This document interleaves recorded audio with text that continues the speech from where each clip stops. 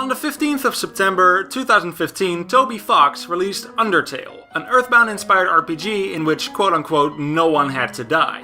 People all around the internet immediately fell in love with its quirky and lovable cast, simplistic yet comfortable world, and interesting background lore. The internet was filled with Undertale for months to come, and it's still kinda going. These pictures are from a con I went to 3 weeks ago. However, in those 2 years, a lot has changed. Not everybody still openly embraces the hype that was Undertale, and to be completely honest, from what I've seen, Undertale has kind of become a laughingstock among gamers, among the ranks of Five Nights at Freddy's and Minecraft, and one might find plenty of things to point the blame at. The overexposure provided by various YouTubers, the, at that point, rabid fanbase with their questionable art and their cookies with needles in them that they sent to artists that threw the wrong shit, wait, what the fuck? And just cringe culture as a whole. But I'm gonna say this, and these are words I'll stand by for the rest of my life. Undertale's a good game. I love this world, I love its characters, and most of all, I love the soundtrack. And no amount of fan-wanking, bad time memes, or YouTubers gifting the game to religiously— wait, what the fuck will change that? Actually, go ahead, write that fanfic. Draw art for that alternate universe. You gotta start with something, might as well make something you enjoy. In the meantime, I'm gonna talk about why I still love this game. Why this simple 4x3 indie pixel game stuck with me for 2 years. This is my review of Undertale.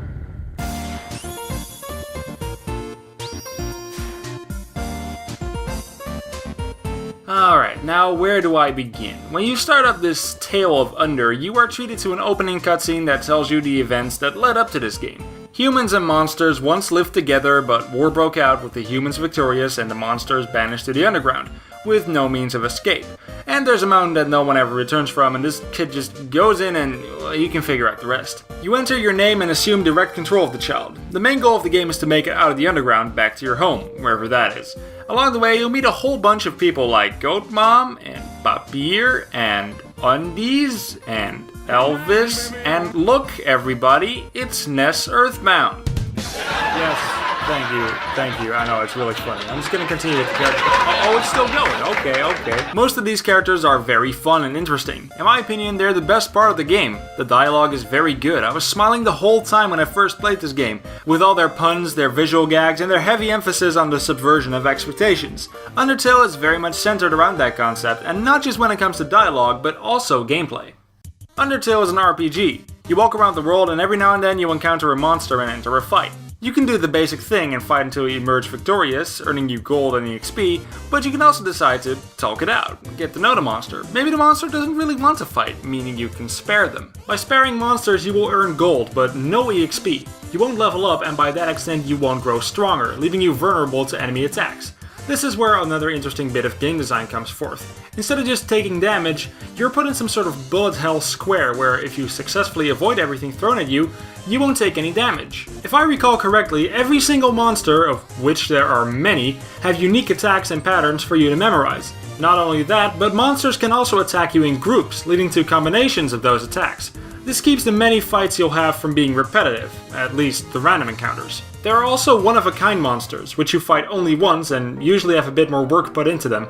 Most of the bosses will even change the mechanics very drastically, in very interesting ways, but I don't want to spoil that too much in case you haven't played this game yet, which— how'd you do that? Adding to the attack patterns is the dialogue that these monsters also bring forth. It really helps make them all feel unique, like they're all special creatures that live in this world, and it also helps you figure out how to get them to stop fighting you, although it's not always crystal clear. Certain monsters are also quite hard to read, and it just feels like you're performing actions at random in an attempt to appease them, which will often end in failure because you just don't know. Of course, this won't happen if you just run away or fight them to quickly put an end to it, but that means you won't see half of the dialogue, and that takes away a lot of the good that Undertale has to offer. Speaking of which, this game's soundtrack. This soundtrack is in my opinion the best thing about this game, and wow, I've been doing a lot of games with good music.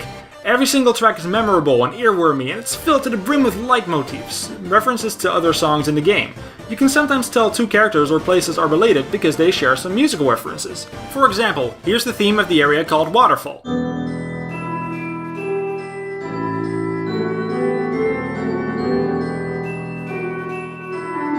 And here's the theme of that area's boss. Now we speed up Waterfall. and it all aligns. Although not all characters that share musical references are necessarily related. Sometimes it's just a coincidence. Napstablook and Muffet have similar sounding music, but don't have much in common except for the flyer in Blooky's house.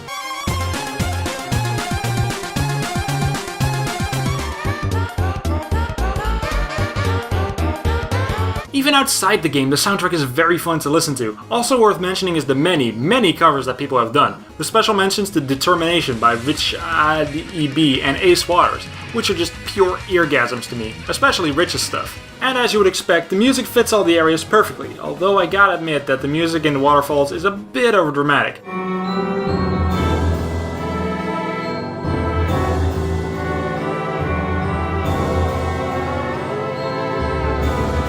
But speaking of areas, they're all good areas. The world of Undertale is completely subterranean, so there's your caves of the water and fire variants, but it also doesn't stop Snowy Forest from being there either, for some reason. My favorite has to be the waterfall area.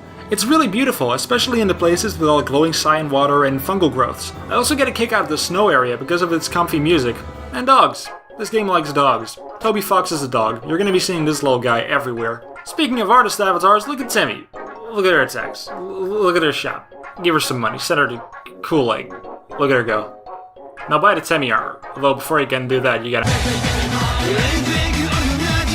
Alright, now I know this video is already a bit on the short side, but I'm gonna give you guys a big ol' spoiler warning here. If you haven't played Undertale, again, how'd you do that? Just go play it. Take my word for it. If you enjoy simple RPGs with a big emphasis on characters and dialogue, you'll enjoy Undertale. Now that I think about it, I can't really discuss the best part of this game's story without, spoiling it. Man, this game is like Lisa. Yeah, okay, I'll stop doing that now. So as said before, that subversion of expectations is a big part of this game, but I'd say this trope can be divided in two subjects: morality and the fact that this is a video game. Most of the time when a piece of media breaks the fourth wall, it's used for a comedic effect, and that's true here as well, but it's also used as an actual plot point. Take the fight with Toriel at the beginning of the game. Up to now, you've either been killing monsters or performing the correct actions to spare them. In this fight, there seem to be no actions that can be done to make Toriel refuse to fight, so you get confused, you start fighting her. She said herself that this is a test to show that you're ready for the outside world, maybe you just need to keep her barely alive. But then you overshoot. Your attack suddenly does a huge amount of damage, and congratulations, you just killed your mother figure. She gives you a sad speech and her heart literally breaks in two. If you're anything like me, you now feel awful, and not helping is this little asshat flower taunting you about what you just did. So you say no. You reset your game, you have the power after all. You listen to Toriel talk about snails again, follow her to the basement, ignore a threat. Hey, wait a second, that dialogue is different. Your in-game character is aware of the events that took place before you reset, and they're not the only one. After you successfully spare Toriel, Flowey over here berates you on playing God and even mentions that he had this power before you, and you realize there might be something more to this simple little pixel game. Hey, speaking of Flowey... Holy fuck! At the end of the game, Flowey regains the power to save and load, along with some other features. The resulting fight is an actual bullet hell shooter in which you fight this, Syriac animation. Don't call yourself Earthbound inspired if your final boss isn't a complete nightmare-inducing spatial abomination. Or if you're not Lisa. I need to stop mentioning that game. Throughout the whole battle, Flowey is saving and loading states to reset your position and trip you up. Not only that, when you lose, the game over screen is way different. The game just straight up crashes. It's like, gone. When you load it up again, the intro screen is also different. Everything is. Hell, Flowey straight up erases your save before the fight starts. That's so clever. Anyway, you still defeat him though. You get the ending and all the characters you became friends with call you up and talk to you about how life is now in the underground.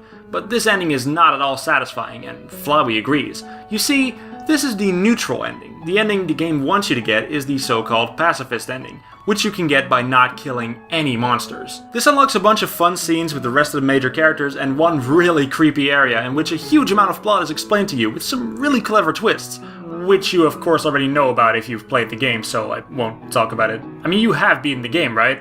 You're watching the spoiler section. If you didn't beat the game, boy did I just ruin a big chunk of it for you. The real best part of the story, in my opinion, is how it's presented in ways that can only be done in a video game. Concepts like saving, starting over, testing the limits of your own morality just to see what happens, those are real things in the world of Undertale, and I wish I could see more of that in other games actually, at least the ones that are very story-driven and have multiple endings. Use the medium to your advantage, it pays off. So the pacifist ending is pretty much the canon ending. Everyone's happy, there's a proper credit sequence, all that. But what if you want to go against the current? You can. You can easily kill all major characters. Hell, go out of your way to kill absolutely everything in sight. Seek out more monsters to kill and get more of that sweet, sweet EXP. This is known by most as a genocide run, and I would not at all recommend it. First of all, you're killing all these poor, innocent, and defenseless monsters, and all these cool characters that you could be making friends with. I mean, yeah, they're actually lines of code with pictures attached to them, but goddamn are they some convincing lines of code with pictures attached to them. Second, and most importantly of all, it's boring as hell.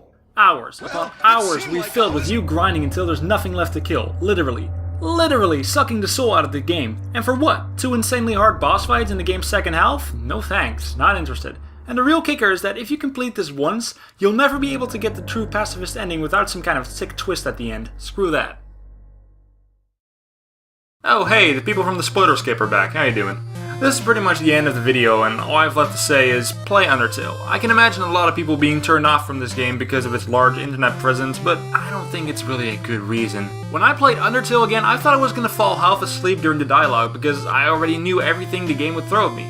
Undertale is admittedly the kind of game you play once or twice and then leave it as a memory. However, I was smiling the whole time, remembering all the fun stuff that happens, and often noticing fun details I didn't see before. Overall, I really like Undertale. I might poke fun at the fanbase every now and then, but that won't change the fact that in late 2015 and early 2016, I was all over this game, watching Let's Plays, reading fan comics, all that. I had a great time with this game, and I sure hope it's not too late for those who haven't tried it yet.